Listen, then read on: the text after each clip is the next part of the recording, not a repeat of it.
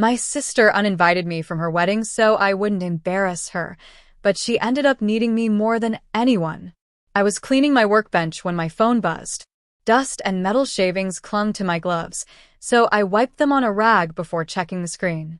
I expected a normal message from my sister Alana, maybe asking about decorations, cake tasting, or which shoes she should wear to her engagement party.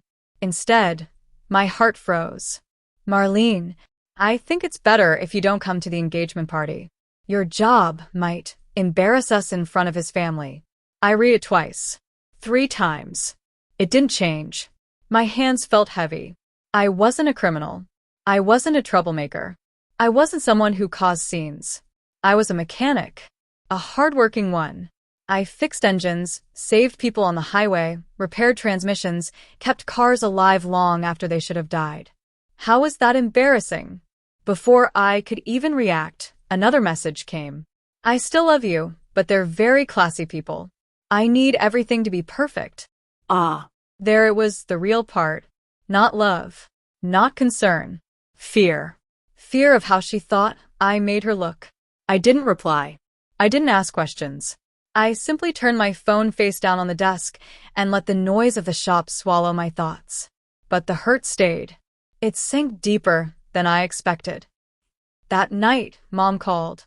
Sweetheart, something's wrong. I can hear it. I tried to pretend I was fine, but the truth slipped out before I could stop it. Alana uninvited me from her engagement party. Mom gasped. What? Why would she do that? She said my job would embarrass her. Silence. Long, painful silence. Then Mom's voice rose, sharp with anger.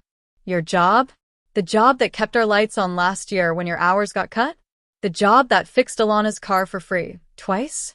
The job that paid her rent when she lost hers. My throat tightened. She doesn't see it that way. She doesn't see anything except herself, Mom snapped. Do you want me to talk to her? I shook my head even though she couldn't see it. No. I'm done chasing after her. Mom sighed softly. You're worth more than the picture she's trying to paint. And I knew she was right. But the sting didn't disappear. I didn't plan revenge. Not yet. But life has a funny way of creating the perfect stage. The next morning, I arrived early at the garage, hoping work would distract me. The hum of engines usually calmed my mind, but today it didn't help. Around noon, a black luxury SUV rolled into the lot, clean, intimidating, and expensive enough to pay my rent for 6 months. I recognized it from Alana's social media posts. Her fiancé's family used it for everything: vacations, business meetings, weekend trips. A tall man stepped out in a suit that didn't belong near grease or engines. He checked his watch twice before approaching me. Are you Marlene? He asked. Yes, I said, wiping my hands on my coveralls. I was told you're the best mechanic in town. I need someone who can diagnose an engine rattle. It's urgent. I frowned. Who recommended me? He hesitated. A woman named Alana. My heartbeat stumbled. So she trusted my skill, but not my presence. He gestured to the SUV. It rattles at high speeds. We have an important event this weekend. I knew exactly what event he meant. I took a slow breath. All right, I'll take a look. As I opened the hood and got to work, that knot in my stomach tightened. The irony cut deep. She didn't want me at her party, but she sent her future in-law's prized car to me because she needed me. Not seen, just used. By late afternoon, I found the problem, a crack in a critical component that could lead to major engine failure. The SUV was one long drive away from dying on the road. The man, Victor, listened carefully as I explained. You're very skilled, he said, like it surprised him. Thank you. You can have it fixed before the weekend? I'll make sure of it. When he left, I sat on the shop's old office chair and stared at the SUV. The polished surface reflected the ceiling lights like a mirror.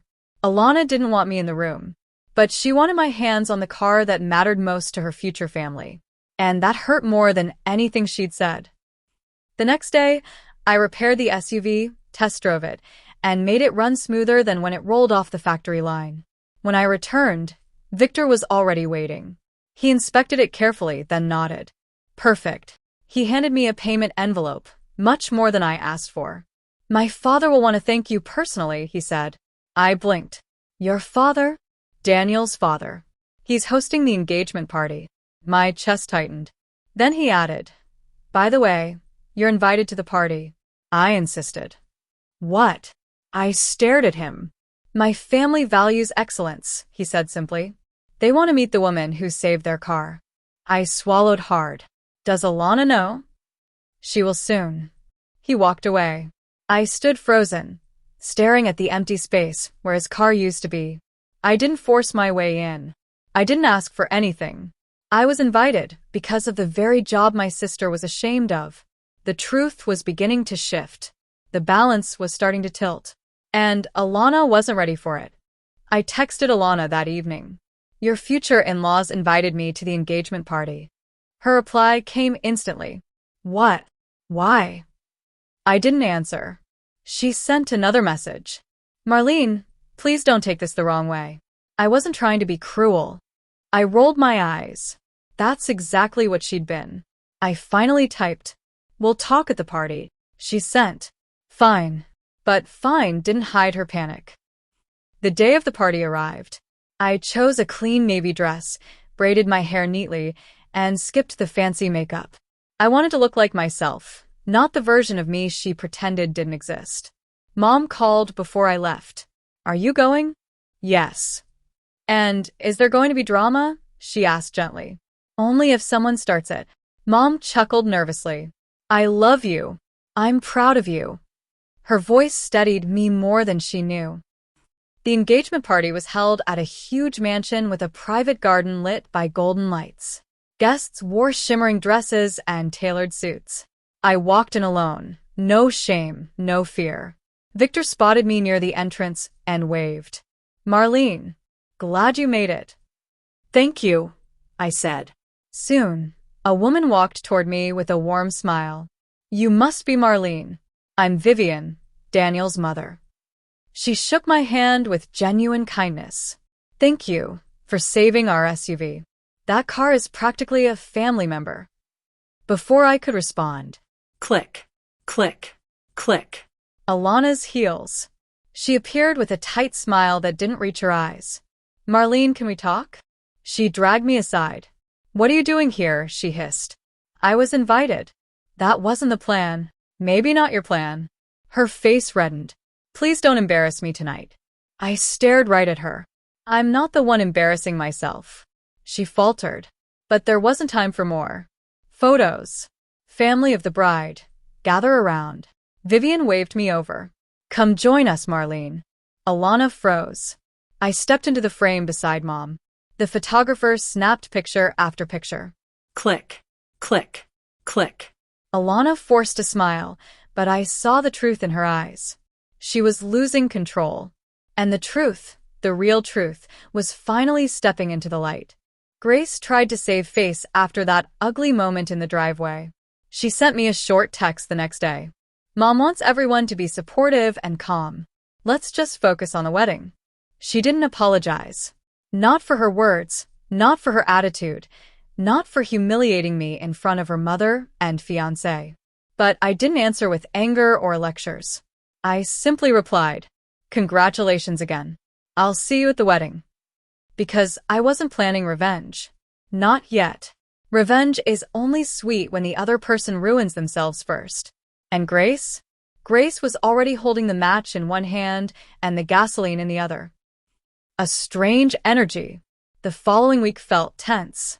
Marcus kept texting me, checking in, almost like he wasn't sure which side of the family he belonged to anymore. His messages were short and awkward. You okay? Grace is stressed. Sorry about the other day. Let's just get through this week. I answered politely because I knew the truth. Marcus wasn't the problem. His fiancée was. His mother, Donna, was sweet. She was the kind of woman who always pressed hot food into your hands and told you to eat properly. After the driveway drama, she visited the shop on her own and thanked me again. No cameras. No audience. Just sincerity. If Donna had been my soon-to-be mother-in-law, life would have been perfect. Grace, however, Grace acted like marrying Marcus meant she was joining some royal family, and I was the smudge ruining her polished fairy tale. The group chat disaster. 3 days before the wedding, Grace created a group chat with all the bridesmaids, Marcus' cousins, and me. At first, I thought it was about logistics, seating charts, time schedules, or last-minute errands. But no. Grace had one main purpose: to make sure everyone knew she was the victim in her own imaginary drama. Her message was long, dramatic, and embarrassing. She wrote, "Ladies, let's make sure wedding day energy is elegant.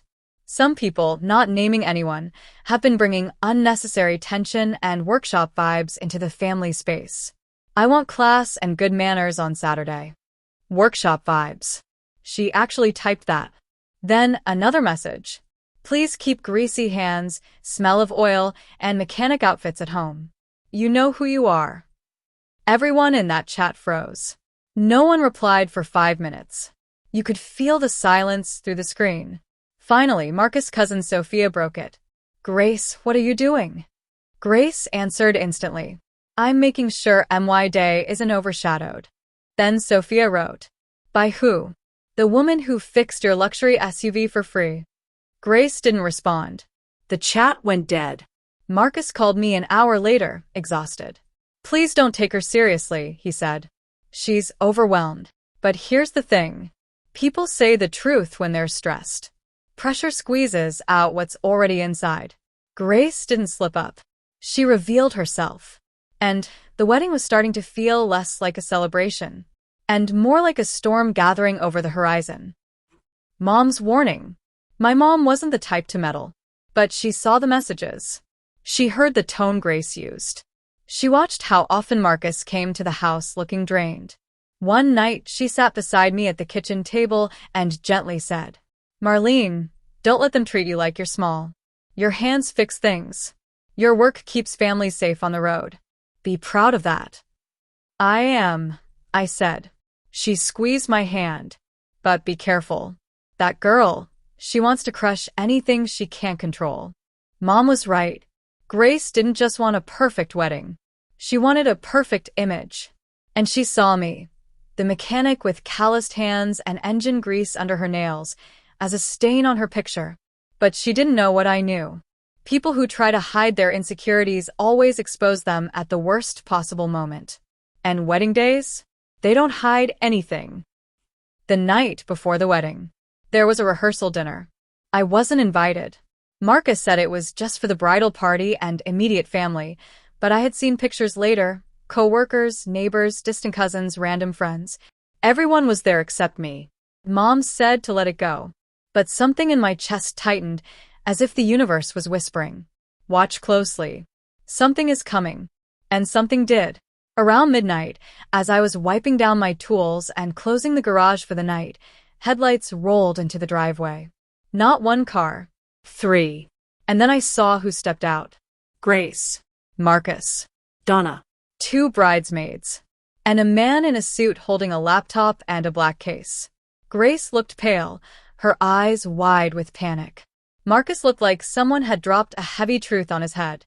Donna looked furious, not with me, but with someone else. "Marlene," Marcus said. "We need your help. Urgently."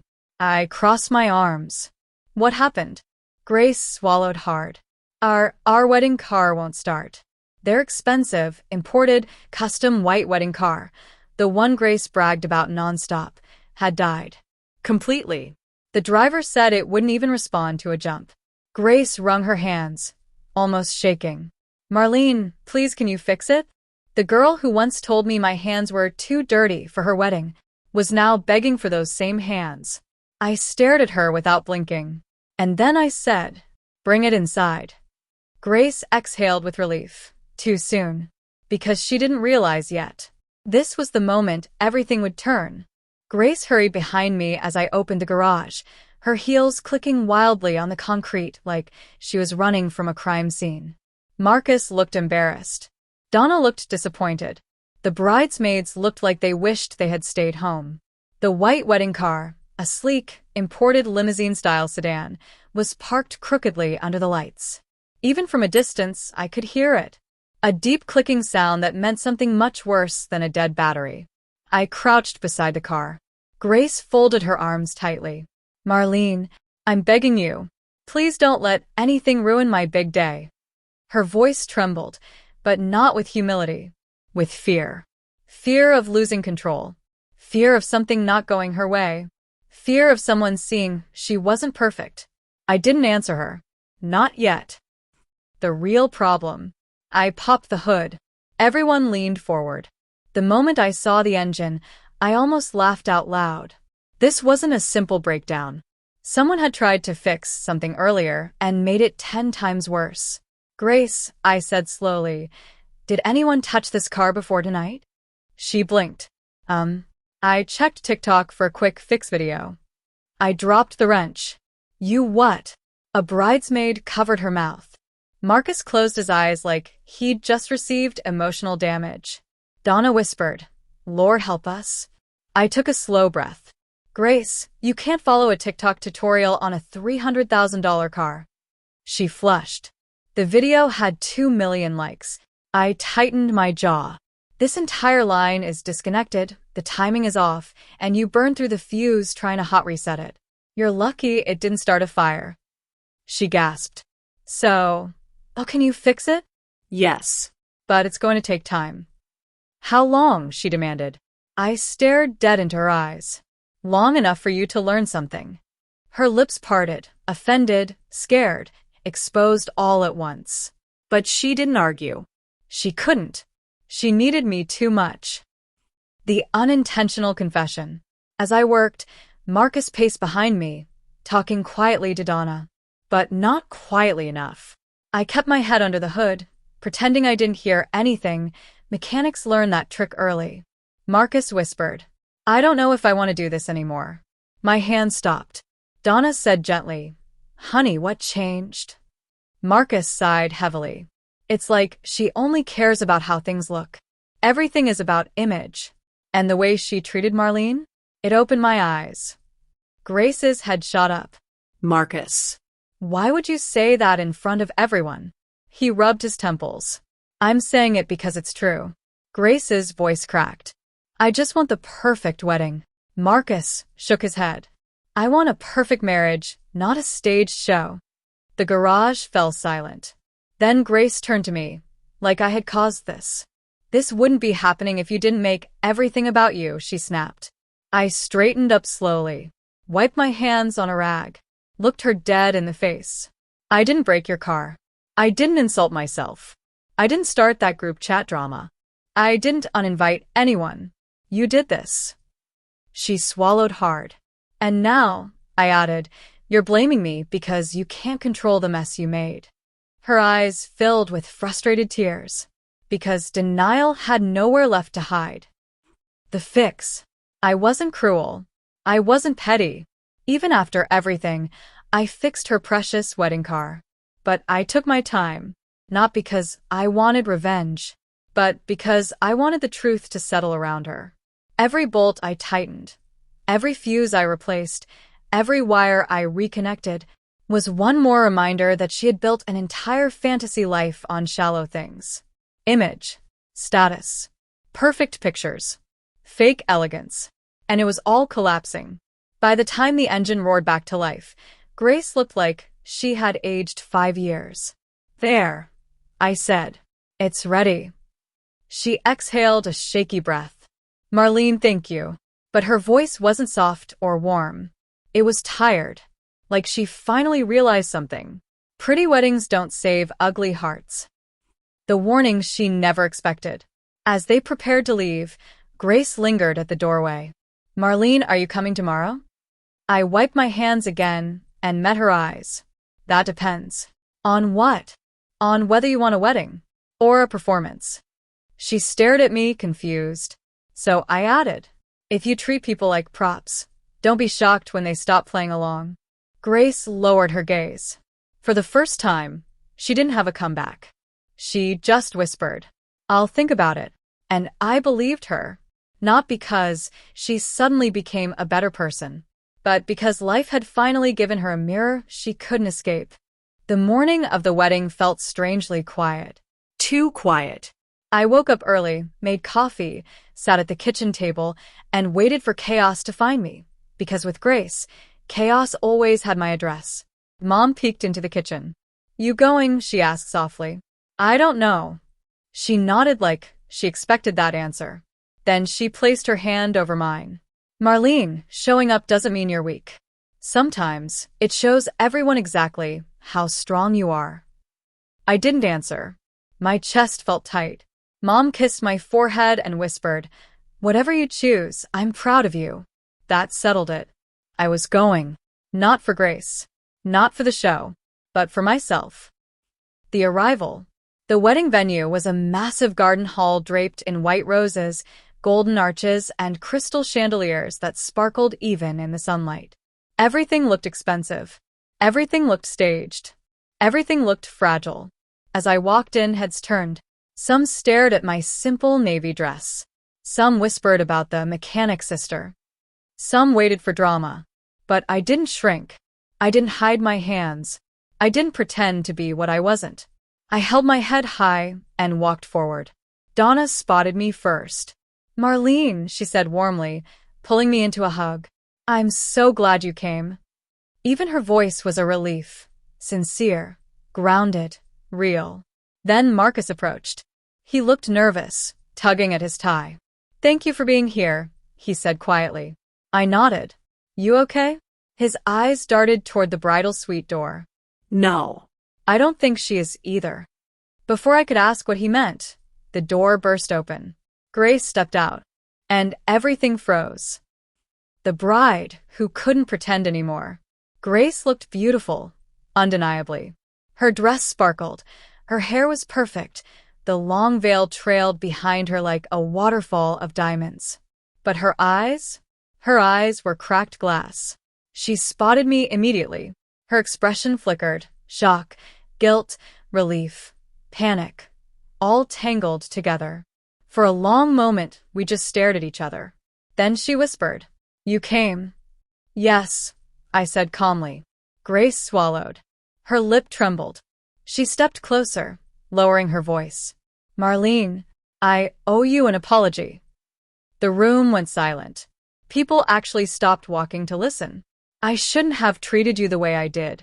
I was scared. I wanted everything to look perfect, and I thought that meant hiding anything real, including you."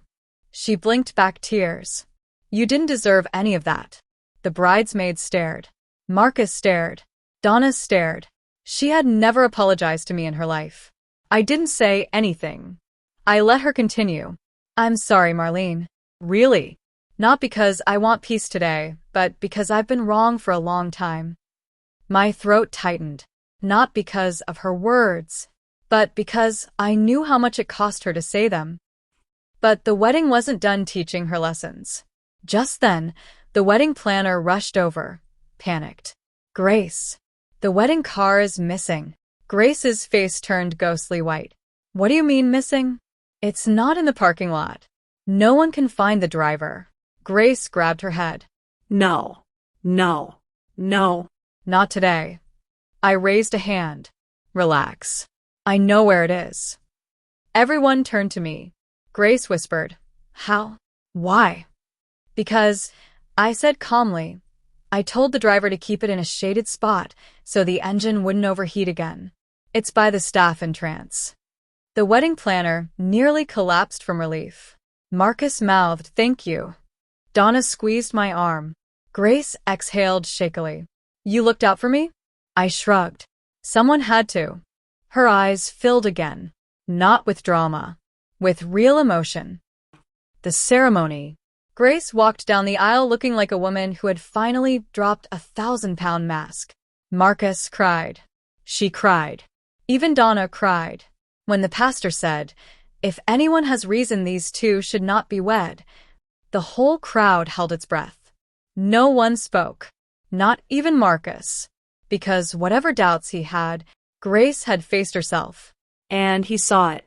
When they said, "I do," the entire room, even the judgmental guests, burst into applause. The speech no one expected.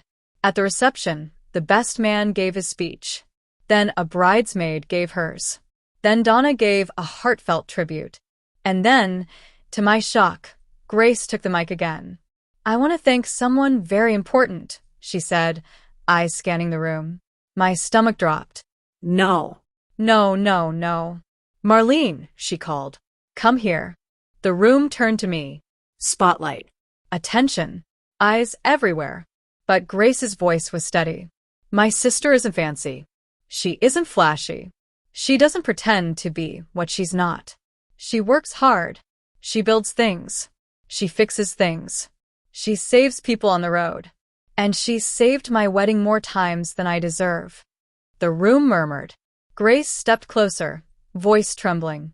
I tried to hide her, because I was ashamed of not being enough. Not her. Me. A collective gasp moved through the crowd. Then she looked right at me. "Marlene, you're the most solid person I know. You saved my fiancé's family car. You saved my wedding car. You saved the entire day." She inhaled shakily. "And I promise, I will never treat you like anything less than the sister who has always held me up." My eyes burned. The crowd applauded. Marcus hugged me. Donna hugged me. Even strangers clapped. Grace wiped her eyes. "This wedding wouldn't have happened without you." And for the first time in my entire life, I believed her. The end, but not really. Later that night, as I sat under the garden lights watching everyone dance, Marcus's father approached. "You fixed our car," he said with a smile. "And you fixed a whole lot more than that today." Then he handed me a card. Inside was a handwritten note. "People like you keep the world running. If you ever need anything, our family is here." I looked across the dance floor. Grace was laughing, glowing, dancing without fear. And I realized, this wasn't a revenge story. It was a mirror story. Grace finally saw herself clearly. And changed. And sometimes, that's the most powerful ending of all.